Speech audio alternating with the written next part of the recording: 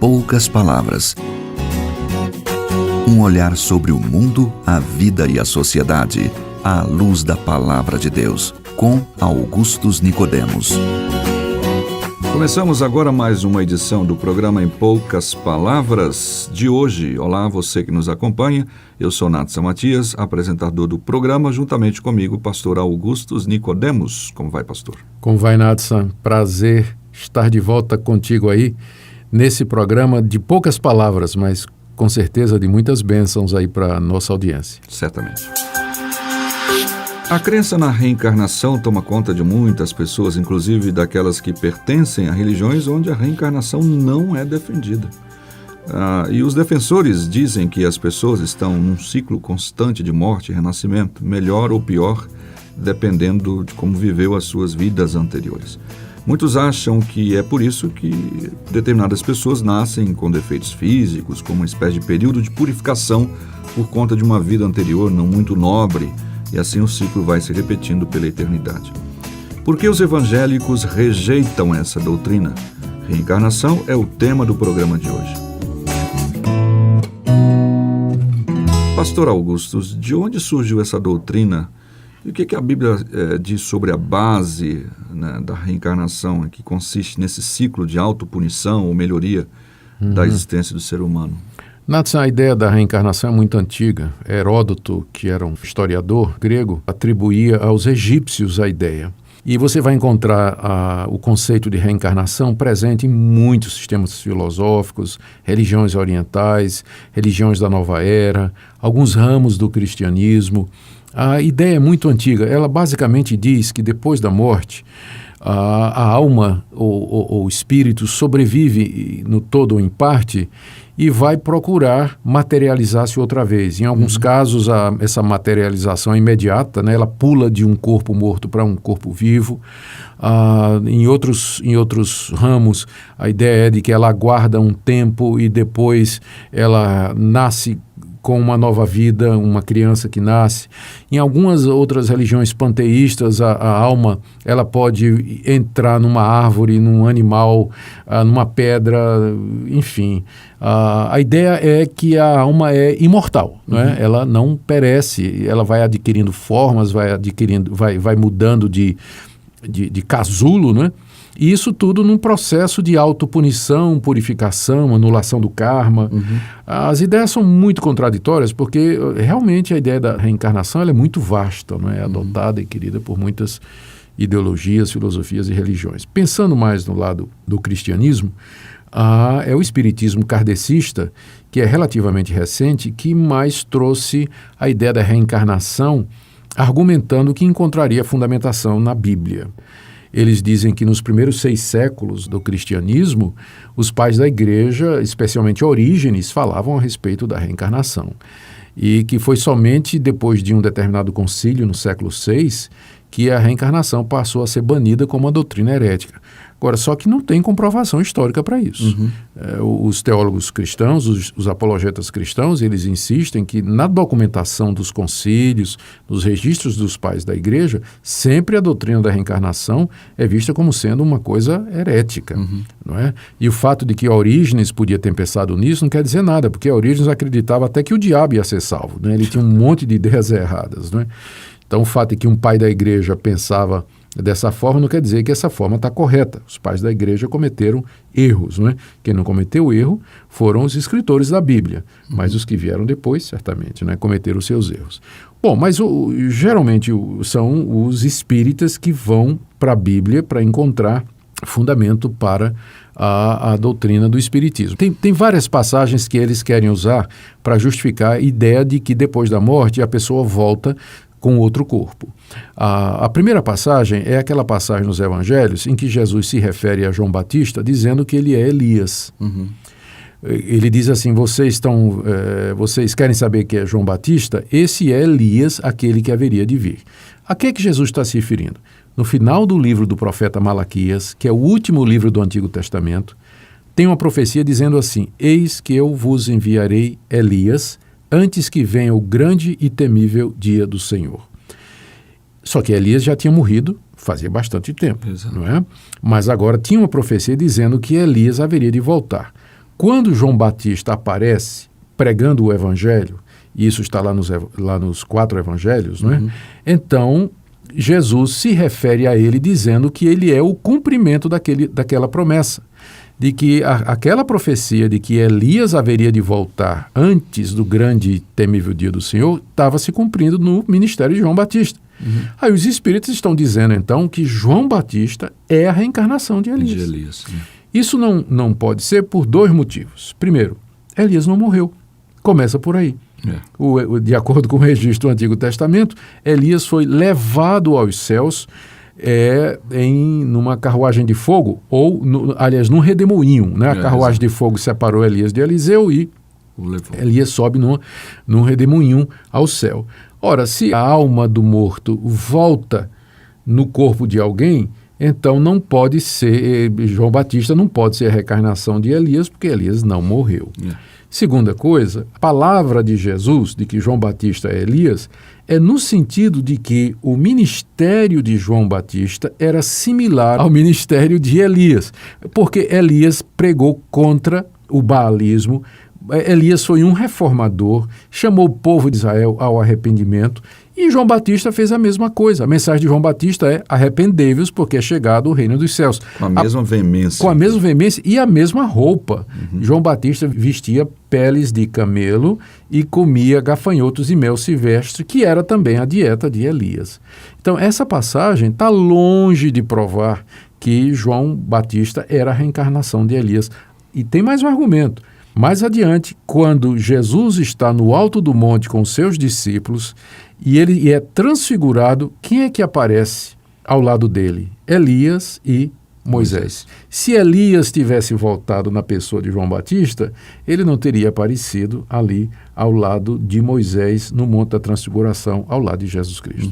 Então essa passagem não prova absolutamente nada da reencarnação. Outra passagem que o Espiritismo usa para defender a reencarnação é aquela passagem que Jesus diz a Nicodemos, não o Augustus, né? Mas o Nicodemos, rabino de Israel. Não é tão velho assim. Não é tão velho assim, não tem essa idade toda. Quando ele diz assim: é necessário que você nasça de novo. Quem não nascer de novo não pode ver o reino de Deus. E os espíritas, então, vão dizer que esse novo nascimento é você, depois da morte, voltar num outro corpo. Você nasce uma segunda vez, não é? Mas é claro que Jesus estava significando o nascimento espiritual, o renascimento, ou aquilo que a gente chama de conversão. A prova é que logo nos versículos seguintes, Jesus diz assim: quem não nascer da água e do Espírito. A água ali representando a palavra de Deus e o Espírito aquele que vai usar a palavra para essa transformação interior que acontece durante essa vida. O novo nascimento não é nascer de novo uma segunda vez, entrar no ventre da mãe e voltar a nascer, como inclusive Nicodemos pensou. Ele levantou essa questão. Levantou essa questão. Mas é um renascimento espiritual, a conversão, o arrependimento e mudança de vida. Bom, então, resumindo, não há fundamentação bíblica nenhuma para a doutrina da reencarnação. Agora vamos ver o que é que a Bíblia diz que acontece depois da morte. Exato. A Bíblia diz que depois da morte segue-se o juízo. Hebreus capítulo 9, verso 27, aos homens está ordenado morrer uma só vez e depois disso segue-se o juízo. Então a gente só vai morrer uma vez e depois disso vem o juízo de Deus. Estaremos na presença de Deus, céu ou inferno. Mesma coisa na história que Jesus contou do rico e Lázaro. Os dois morreram, um foi para o céu, outro para o inferno. O rico no inferno queria, vendo o céu, que Lázaro fosse para a casa dos seus irmãos ainda vivos, para pregar o evangelho para eles, para que não viesse para esse lugar de tormento. Mas aí Jesus explicou que era impossível que aqueles que já morreram voltassem à terra para cumprir alguma missão. Exato. Tá? E a palavra que Jesus Cristo disse ao ladrão na cruz, está lá no Evangelho de Lucas, capítulo 23. Estavam para morrer, dali alguns minutos, Jesus e o ladrão haveriam de morrer. E Jesus disse: hoje estarás comigo no paraíso. Ou seja, ele deu um destino final e certo para o ladrão. Depois da morte, ele iria direto para o paraíso. Não tinha isso de voltar, ficar vagando, esperando a oportunidade de reencarnar. Melhorar e tudo. Então, querido ouvinte, não se iluda com o pensamento de que você um dia vai reencarnar. Depois da morte segue-se o juízo.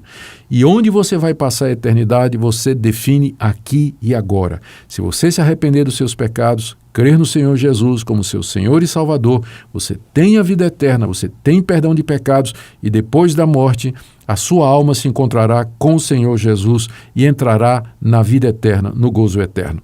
Mas se você recusa Cristo como seu Salvador e insiste em viver nos seus pecados, o que lhe aguarda é o pagamento dos seus pecados com sofrimento eterno depois da morte, aquilo que a Bíblia chama de inferno. Não fique iludido com essa história de reencarnação.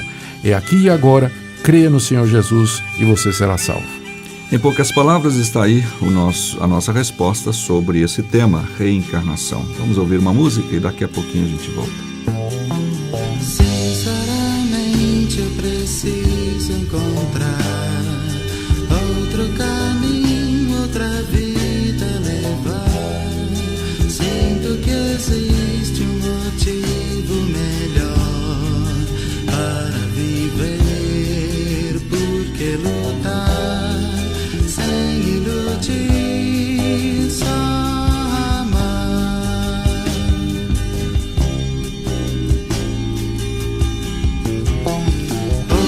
Falar por aí sobre Deus e que nas trevas a luz Ele traz e satisfaz suas vidas também.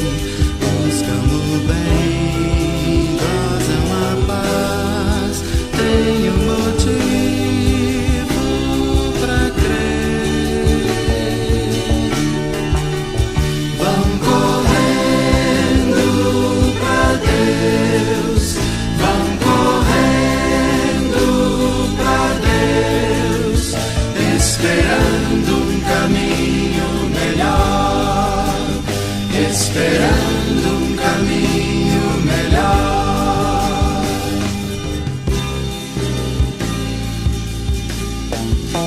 Se realmente é verdade que eu vejo, são tantas coisas eu posso sentir que vão encher o vazio de mim.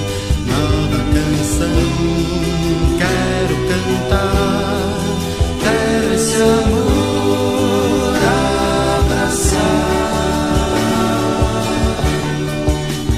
Vou correndo pra Deus, vou correndo pra Deus, certamente o caminho melhor, certamente o caminho melhor, certamente o caminho, certamente o caminho melhor.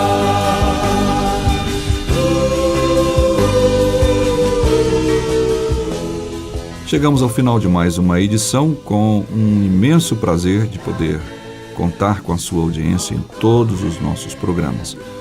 Temos agora um WhatsApp, além do e-mail em poucaspalavras@terra.com.br, e você pode mandar a sua mensagem para o WhatsApp no seguinte telefone: 62 81 17 29 86, tá bom? Aguardamos a sua mensagem. Mais uma vez, obrigado pela sua audiência. Muito obrigado, querido ouvinte, pela sua audiência. Deus o abençoe.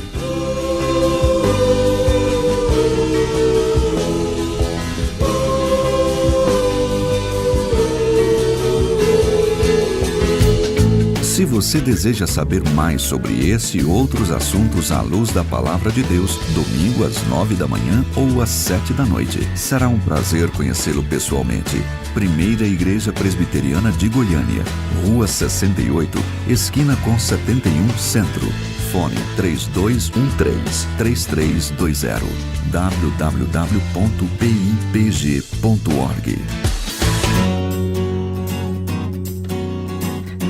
Em poucas palavras, um olhar sobre o mundo, a vida e a sociedade, à luz da Palavra de Deus. Apresentação: Nadson Matias. Comentário: Augustus Nicodemos. Um programa da Primeira Igreja Presbiteriana de Goiânia, Rua 68, esquina com 71 Centro. Visite o nosso site www.pipg.org.